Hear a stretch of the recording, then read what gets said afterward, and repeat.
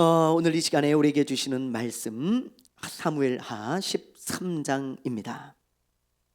사무엘하 13장 23절부터 39절 말씀을 펴놓으시기 바랍니다. 13장 23절부터 39절이네요. 39절 마지막 절까지 말씀을 우리 함께 나누도록 하겠습니다.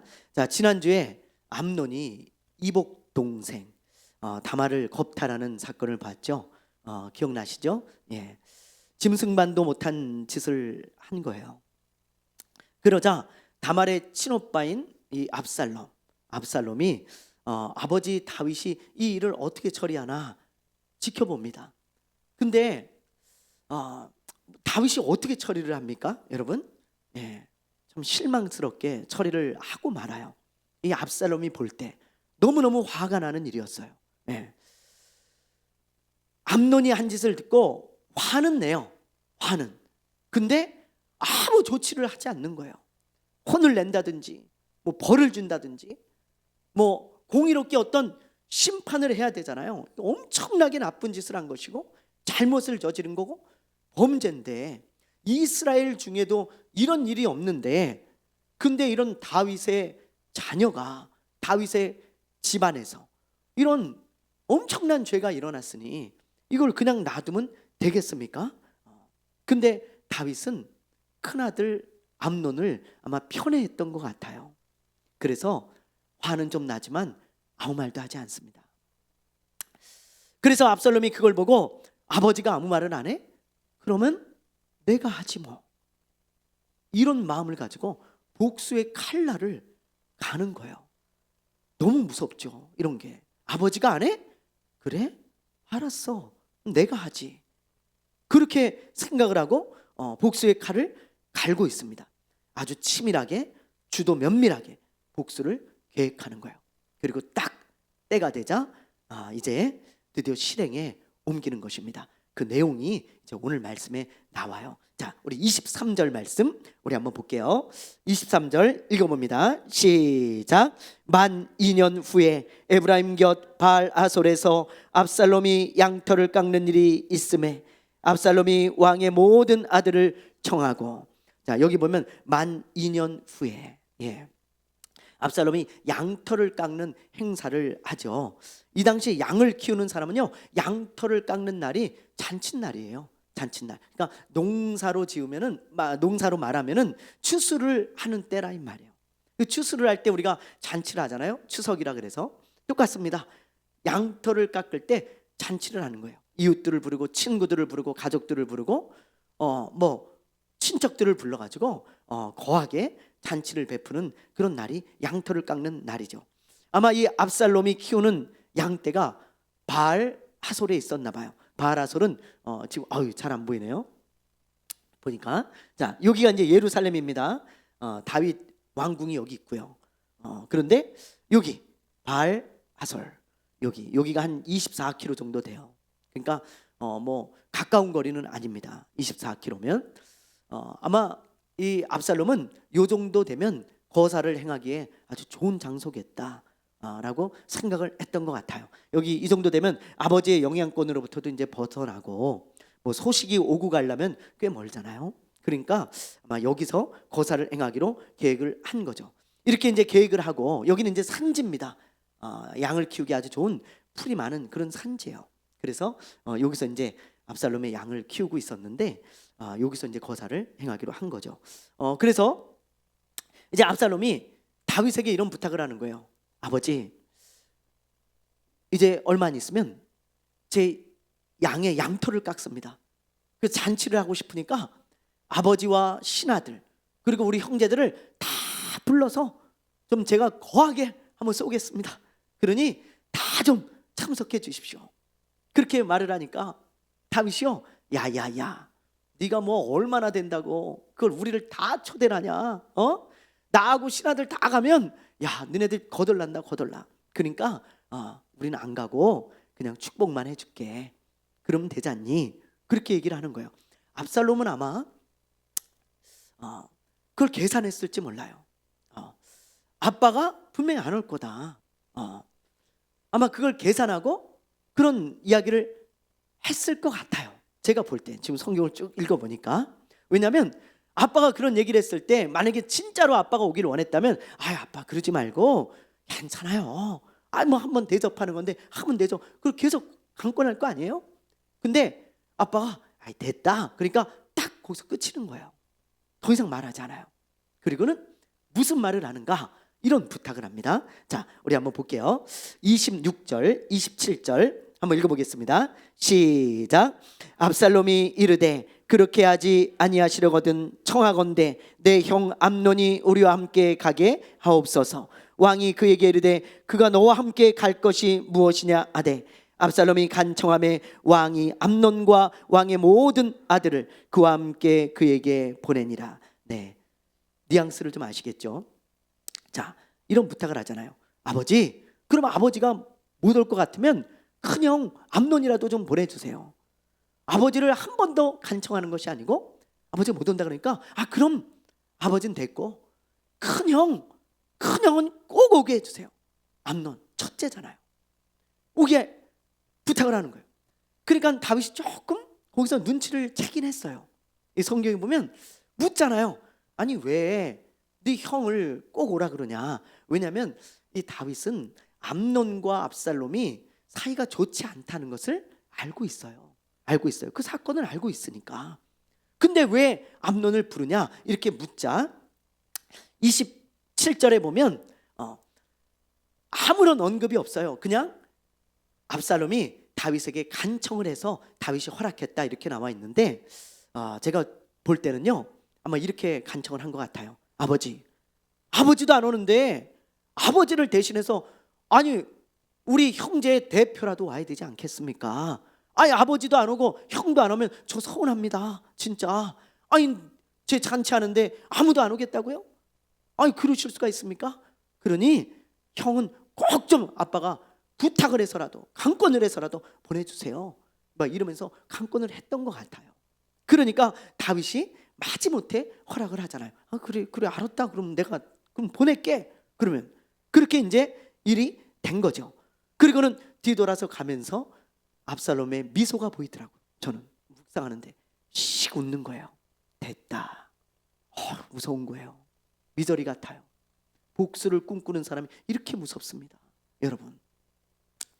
그리고 그때부터 이제 고사를 차근차근 준비를 하는데 자 28절을 한번 보세요. 어떻게 하는가? 자 한번 보겠습니다. 28절 시작. 압살롬이 이미 그의 종들에게 명령하여 이르기를 너희는 이제 암논의 마음이 술로 즐거워할 때를 자세히 보다가 내가 너희에게 암논을 치라 하거든 그를 죽이라. 두려워하지 말라. 내가 너희에게 명령한 것이 아니냐. 너희는 담대히 용기를 내라 한지라. 네. 압살롬이 건장한 종들을 딱 모아놓고요. 몇 명을 모아놓고 명령을 하는 거예요. 얘들아, 양털을 깎는 날 왕자들이 올 거야. 그때 술에 취했을 그때 왕자들이 술에 취하지 않냐? 그러면 내가 신호를 보낼 테니까 큰 형 암논을 죽여라. 예? 아니 큰 왕자님을 죽이라고요? 그래, 큰 왕자를 죽여라. 내가 다 책임질 거다. 너희들한테 하나도 죄를 묻지 않게 내가 모든 걸 책임질 테니 너희는 시키는 대로 해. 여러분, 종은 의지가 없어요. 왜요? 그 당시 종은 짐승과 같습니다. 만약에 그 말을 듣지 않으면 자기들이 죽어요. 그래? 너희가 죽는 거예요, 그냥. 그러니 무슨 힘이 있어요, 이 종들이. 알겠습니다. 그냥 시키는 대로 해야죠. 그래서 고사를 딱 준비하고 있어요. 그리고 양털을 딱 깎는 날 거하게 잔치상을 차려가지고 술을 다 먹입니다. 그리고는 암논을 이렇게 이제 이 잔치 자리에서 신호를 딱 주니까 종들이 숨어 있다가 탁 뛰어나와가지고 암논을 그냥 막 찌른 거예요. 네. 그러니 여러분 난리가 난 거죠. 잔치고 뭐가 됐겠습니까? 그냥 난장판이 돼가지고요, 막 소리를 지르고 여기저기서 그냥 막 마치 테러가 일어난 것처럼 말이에요. 예? 뉴스 보세요. 무슨 테러가 일어나면 난리 나잖아요. 여기저기서 막 뛰어나오고 막 도망치고 막 무슨 아비규환이죠. 그런 일이 일어난 거예요. 그래서 왕자들이요 다 도망을 쳐버립니다. 그리고 다윗에게 이런 헛소문이 들려요. 이런 일이 있고 나서, 자, 아까 거리가 좀 있다 그랬잖아요. 그러니까 아마 헛소문이 좀 퍼진 것 같아요. 자, 어떤 헛소문이 퍼지는가? 30절 31절. 자, 사무엘하 13장 30절 31절 읽어봅니다. 시작. 그들이 길에 있을 때에 압살롬이 왕의 모든 아들들을 죽이고 하나도 남기지 아니하였다는 소문이 다윗에게 이르매 왕이 곧 일어나서 자기의 옷을 찢고 땅에 두루 눕고 그의 신하들도 다 옷을 찢고 모셔 선지라. 네, 무슨 헛소문이 들립니까? 압살롬이 왕자들을 싸그리 다 죽였다는 소문이 퍼집니다. 그러니 여러분, 다윗의 마음이 어떻겠어요? 무너지죠. 진짜 거의 뭐 실신을 했을 것 같아. 그런데 그때 암논을 겁탈하는 방법을 알려준 요나답이라는 사람이 있잖아요. 요나답. 그 사람이 왕에게 이런 말을 하는 거예요. 왕이시오, 너무 상심하지 마시옵소서. 제가 생각할 때는 왕자들은 결코 다 죽지 않았을 겁니다. 암논만 죽였을 겁니다. 압살롬이 암논에게 이런 일을 행하기로 결심하고 이렇게 계략을 꾸민 것이지 왕자들을 다 죽일 이유가 없습니다. 그러니 너무 상심하지 마소서, 그런 말을 해요. 그런데 진짜 잠시 후에 왕자들이 왕궁으로 도착을 했습니다.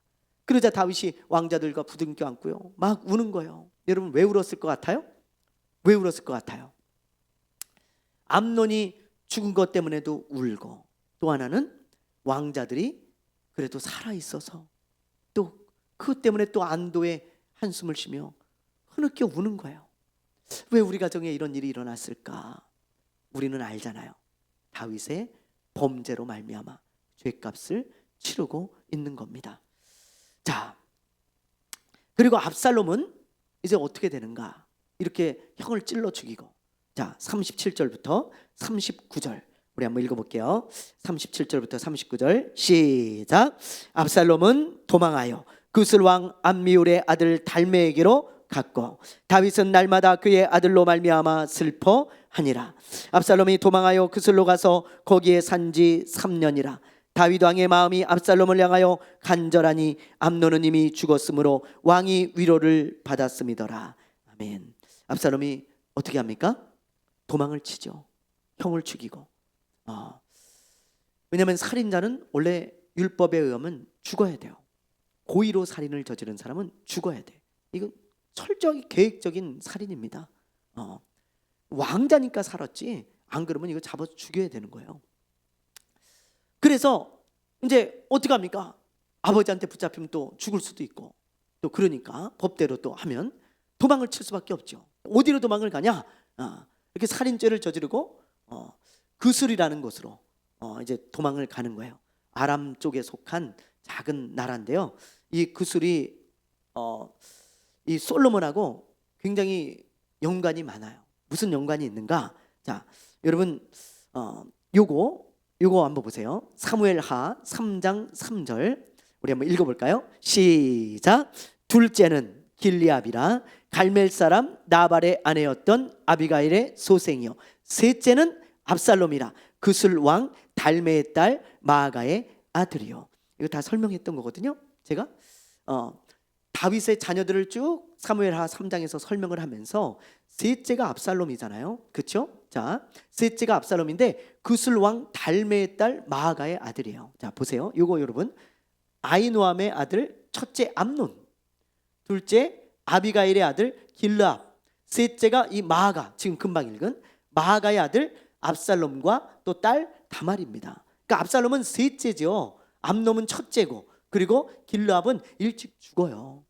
그래서 이제 암논과 압살롬이 있는데 근데 이 압살롬이 마아가의 아들인데 이 마아가는 그술 왕 달메의 딸이에요. 그러면 어떻게 되는 거예요? 압살롬이 그술 왕 달메에게 도망을 갔어요. 그럼 뭐예요? 외할아버지에게 도망을 간 거예요. 외할아버지. 압살롬의 엄마는 이스라엘 사람이 아닙니다. 그술 사람이지. 그래서 외할아버지 댁으로 도망을 쳐가지고 이제 거기서 몇 년을 있어요? 3년을 지금 있었다. 그렇게 말씀하고 있는 거죠. 자, 그리고 38절, 39절 마지막 절에 보면 다윗의 이제 화가 조금씩 풀리고 3년이 지나자 압살론을 용서하고 싶은 마음도 들고 보고 싶은 마음이 드는 거죠. 그게 뭐 또 부모의 마음 아니겠습니까? 그래서 또 그런 마음이 이제 들었다. 그러면서 13장이 끝납니다. 자, 여기까지가 이제 압살롬의 복수극인데, 여러분 저는 이걸 보면서 이런 생각을 했어요. 무슨 생각을 했냐? 압살롬은요, 아버지가 잘못을 했다고 생각을 했어요. 무슨 잘못을요? 암논이 그런 죄를 지었으면 혼내야 되잖아요. 반드시 징계를 하고 공의를 세워야 되는데 왕이, 그렇죠? 그런데 혼내지도 않고 벌도 주지 않으니까 이건 아버지가 이건 잘못된 거다. 내가 옳은 일을 해야 되겠다. 그러면서 벌 주는 일을, 자기가 벌 주는 것을 옳은 일이라고 생각을 한 거예요. 이 압살롬이. 그렇잖아요. 죄를 지은 사람이 있는데 아무도 벌하지 않는 거, 그건 옳지 않아. 내가 옳은 일을 해야 되겠어. 그렇게 마음을 먹은 거예요. 오빠니까 그럴 수 있잖아요. 충분히 저는 이해가 되더라고요. 이해가 돼요. 오빠니까. 그러나 아무리 옳은 일이라고 해도 옳은 방법으로 옳은 일을 해야 그게 옳은 일이 돼요. 그렇더라고요. 오늘 말씀을 보니까 아무리 옳은 일이라 그래도 나쁜 방법을 쓰면 그건 옳은 일이 되지 못합니다. 나쁜 짓이 돼버리고 말아요. 오늘 말씀을 묵상하는데 그게 묵상이 되어지는 거예요. 근데 우리가 그런 실수를 할 때가 종종 있더라고요. 종종 있어요. 나는 옳은 일을 한대요. 근데 방법을, 나쁜 방법을 써요. 그러면 그게 나쁜 짓이 돼버리거든요. 그런데 나는 옳은 일을 하는 줄 알아요. 지금 압살롬이 공의를 행하는 옳은 일을 한다고 생각을 했어요. 근데 살인이라고 하는 나쁜 방법을 썼어요. 그러니까 나쁜 짓을 하게 되어지고 나쁜 놈이 되잖아요. 여러분, 만약에 이 압살롬이 그런 방법을 쓰지 않고 아버지한테 정식으로 항의를 해가지고 말이죠, 아버지는 공의를 세우셔야 되는 왕이고 우리 가정의 가장인데 이렇게 하시면 되겠습니까? 이런 나쁜 짓을 한 형을 그냥 놔두신다니 말도 안 됩니다. 그러면서 만약에 아버지한테 항소를 하고 고소를 했더라면 옳은 일로 그게 끝났을 거예요. 지금으로 말하면 고소를 한 거죠. 정식으로. 그러면 그게 옳은 일이 되거든요. 그런데 나쁜 방법을 써서 나쁜 놈이 되고 말고 나쁜 짓을 하고 만 거예요. 여러분, 신명기에 보면 이런 말씀이 있습니다. 자, 우리 한번 읽어볼까요? 18절 시작. 창기가 번 돈과 개 같은 자의 소득은 어떤 서원하는 일로든지 내 하나님 여호와의 전에 가져오지 말라. 이 둘은 다 내 하나님 여호와께 가증한 것임이니라. 여러분, 많은 사람들은 헌금을 하면 무조건 하나님이 기뻐하시는 줄 알아요. 기뻐하시는 줄 알아요. 그게 옳은 일이라고 생각하고 무조건 기뻐하시는 줄을 아는 거야. 근데 하나님은 아니라고 단호하게 말씀하십니다. 보세요. 창기가 번 돈과 개 같은 자의 소득이 뭐예요? 잘못된 돈으로 드리는 헌금, 사기를 쳐서 도둑질을 해서 강제로 누구 걸 빼앗아서 훔쳐서 뭐 이렇게 드리는 그런 헌금, 하나님이 받지도 않으실 분더러 가증하게 여기신다는 거예요. 가증이라는 것은 미워하신다는 것입니다. 그런 것을. 그런데 여러분, 많은 사람들은 그냥 무조건 헌금만 드리면 좋아하는 줄 알죠? 그렇지 않아요. 옳은 헌금을 드려야 하나님이 기뻐하시는 거예요. 옳은 헌금은 뭐예요? 내가 정직하게 번 돈, 정당하게 번 돈을 하나님께 드리는 걸 하나님이 기뻐하신다, 이 말이에요. 여러분, 하나님을 오해하시면 안 돼요. 하나님은 어떻게 해서든지 무슨 결과만 좋으면 좋다, 이런 하나님이 아닙니다. 하나님은. 근데 우리 크리스천들이 그런 것들을 자꾸 착각을 할 때가 많은 것 같아요. 옳은 일이라고 생각되어지면 그냥 어떤 짓이든지 서슴없이 해서 어쨌든 좋은 결과만 나오면 된다. 아닙니다. 여러분, 정말 아니에요. 옳은 일이라 할지라도 좋은 방법을 쓰셔야 돼요. 그래야 그게 진짜 가치 있는 옳은 일이 되어지는 거예요. 예전에 이런 일이 논란이 된 적이 있어요. 어떤 학생이 성경을 읽고 싶은데 돈이 없어요. 돈이. 그래서 성경을 훔쳤다는 거예요. 성경을. 그럼 과연 이게 옳은 것인가? 크리스찬으로서 성경을 읽는 거, 그건 좋은 일이죠. 옳은 일이죠. 꼭 해야 되는 일이죠. 크리스찬이 되었어요. 성경을 읽어야 되는데 성경이 없어요.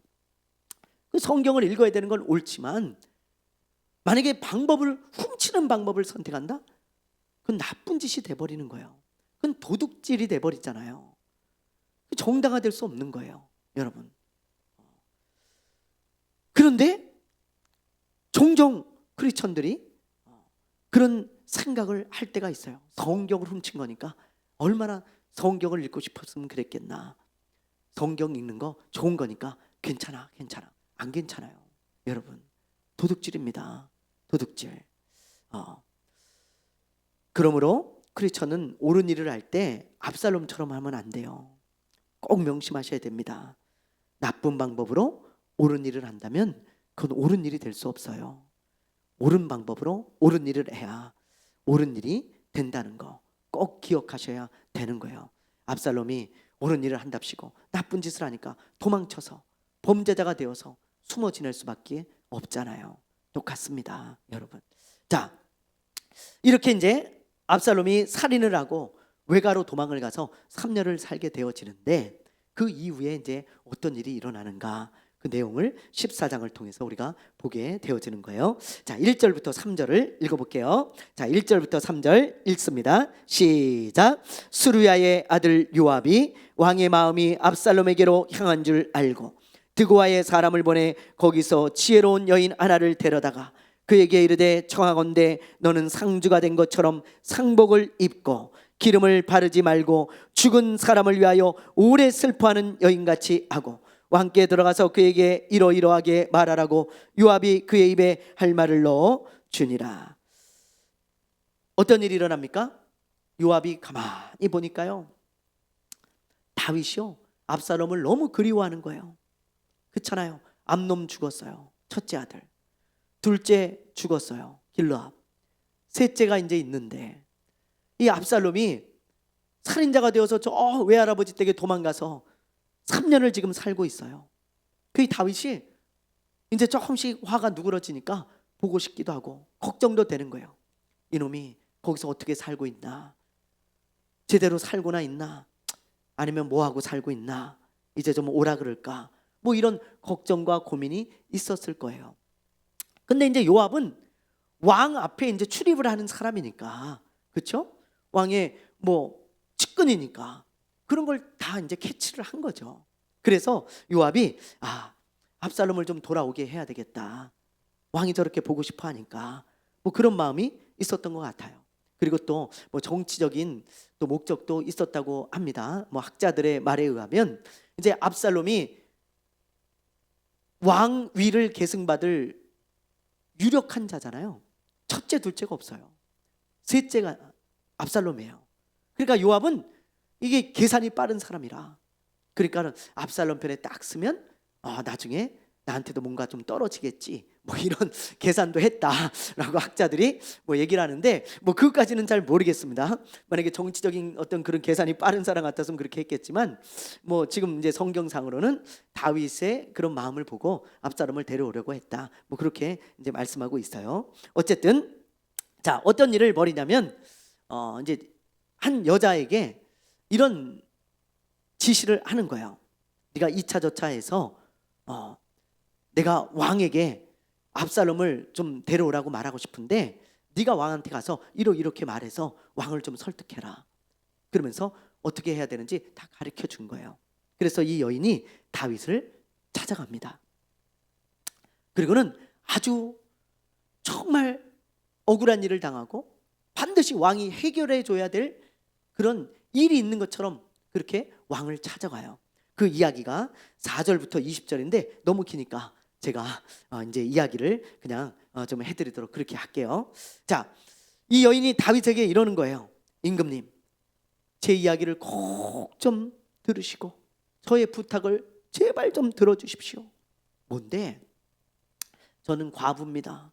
남편이 없습니다. 진짜로 아니고 요압이 시켜서 하는 거예요. 저는 과부입니다. 남편이 없는데 두 아들이 있었습니다. 근데 그 두 아들이 그만 길에서 서로 싸우다가 동생이 형을 쳐 죽였습니다. 그래가지고 형이 죽었는데 동네 사람들이 그걸 알고 우리 작은 아들까지 죽이겠다고, 이제 형을 쳐 죽였으니까 너도 죽어야 마땅하다고 그러면서 우리 작은 아들을 잡아서 죽이려고 합니다. 그런데 제가 가만히 생각해 보니까, 그러면 저는 졸지에 두 아들을 다 잃는 것이니 이걸 어떻게 합니까? 그러니 제발 제 둘째 아들 제 좀 살려주십시오. 그렇게 간청을 하는 거예요. 네. 다윗이 가만히 들어보니까요, 아, 이게 좀 딱하긴 해. 그렇죠? 과부에다가 두 아들뿐이 없었는데 형을 죽였어, 동생이. 그래서 이 동생도 지금 죽게 생겼어. 그 이 어머니는 어떻게 삽니까? 너무 딱하고 안쓰러우니까 이걸 어떻게 하나. 그러는데 이 여인이요 울면서 제발 왕이시여 저의 간청을 제발 들어주십시오. 어차피 제 큰아들은 이미 죽었습니다. 엎질러진 물입니다. 다시 돌이킬 수 없습니다. 그러니 제발 제 둘째 아들만이라도 꼭 좀 살려달라고 명을 내려주십시오. 간청합니다. 그러면서 팔을 붙들고 막 우는 거예요. 그러니까 다윗이 그래 알았다. 내가 명을 내리노라. 너의 둘째 아들을 살려주겠다. 누구든지 너의 둘째 아들에게 손을 대는 자는 엄벌에 처하겠다. 그런 명령을 딱 내립니다. 그러니까는 이 여인이 다 눈물을 그치고 거기서 이런 말을 하는 거예요. 왕이시여 제가 감히 한마디만 올려도 되겠습니까? 그래 무슨 말이냐? 임금님 사실은 제가 이 이야기를 한 것은 임금님의 두 아들 때문입니다.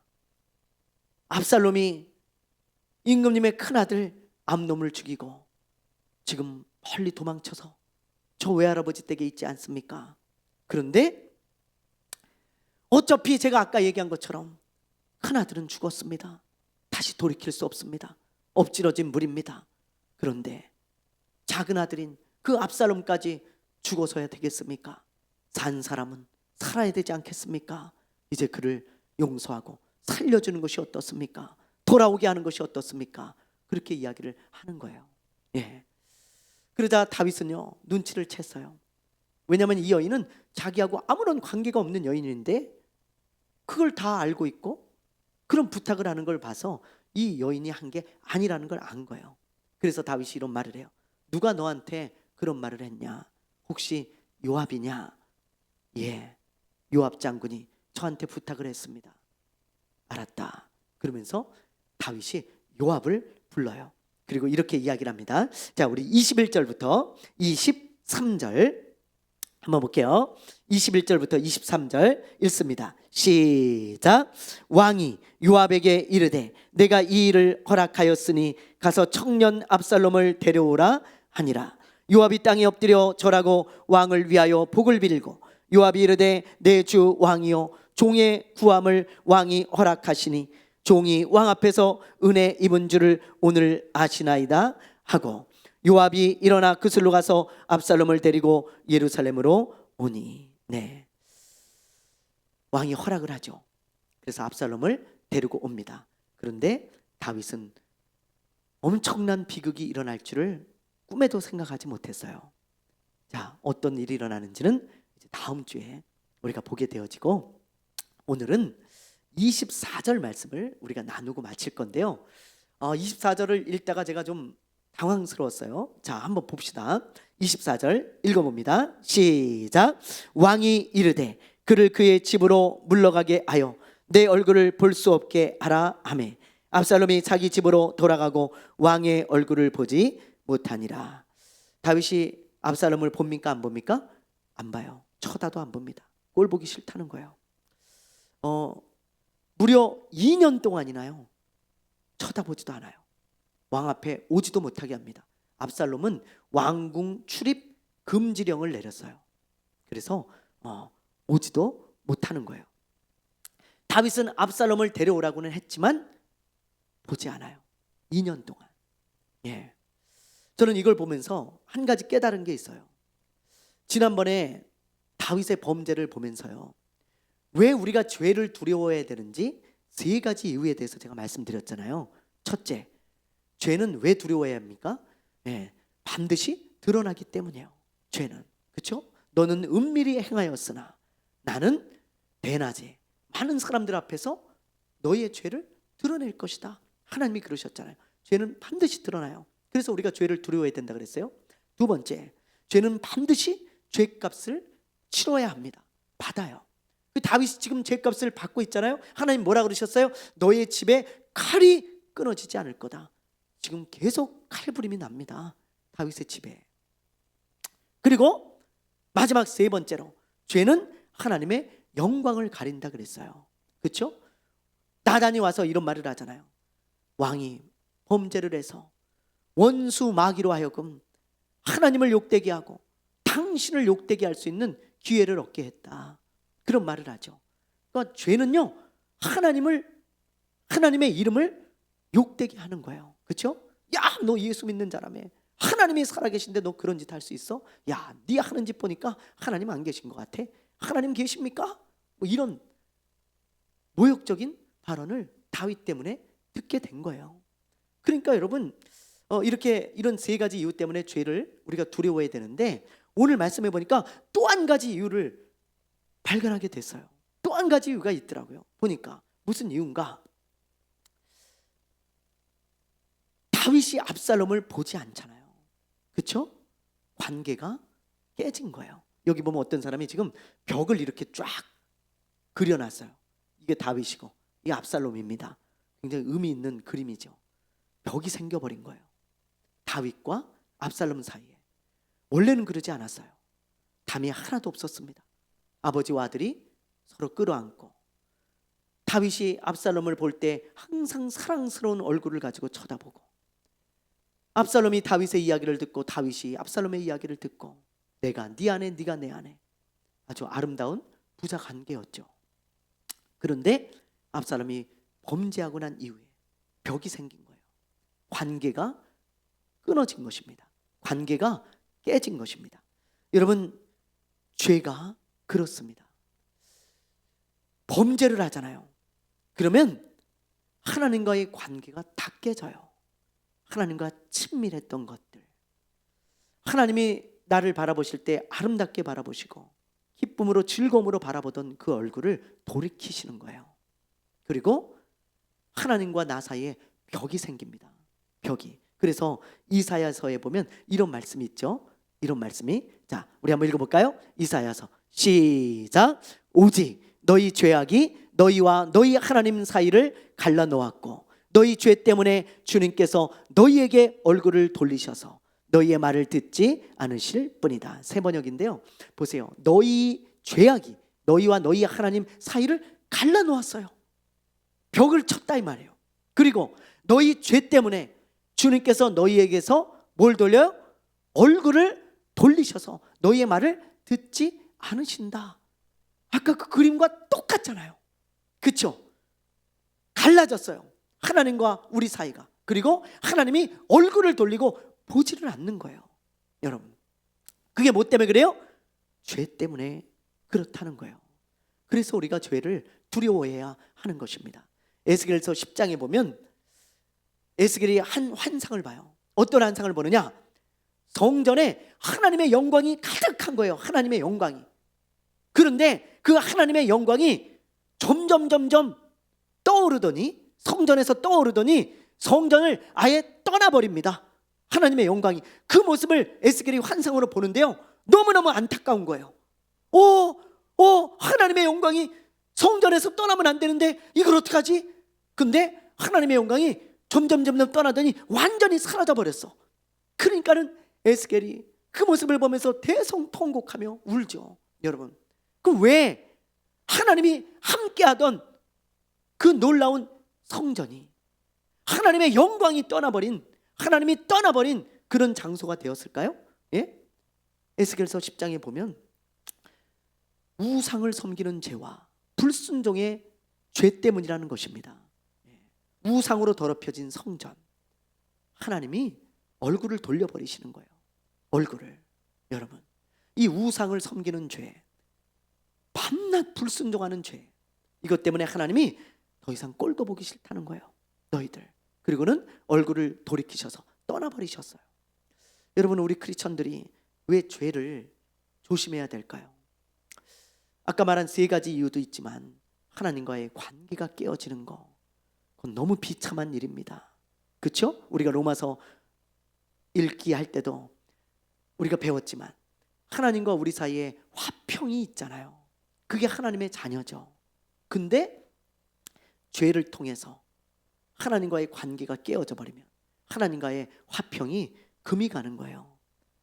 우리 아들이 아버지에게 죄를 지었어요. 제가 아들과 편한 관계가 되지 않아요. 여러분, 그래서 우리가 죄를 조심해야 되고요. 우리가 죄를 지었을 때 뭘 해야 된다고요? 회개해야죠. 회개. 의외로 이 회개를 굉장히 우습게 여기는 사람들이 너무 많습니다.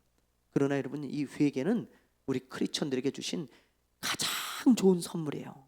가장 귀한 특권이고요.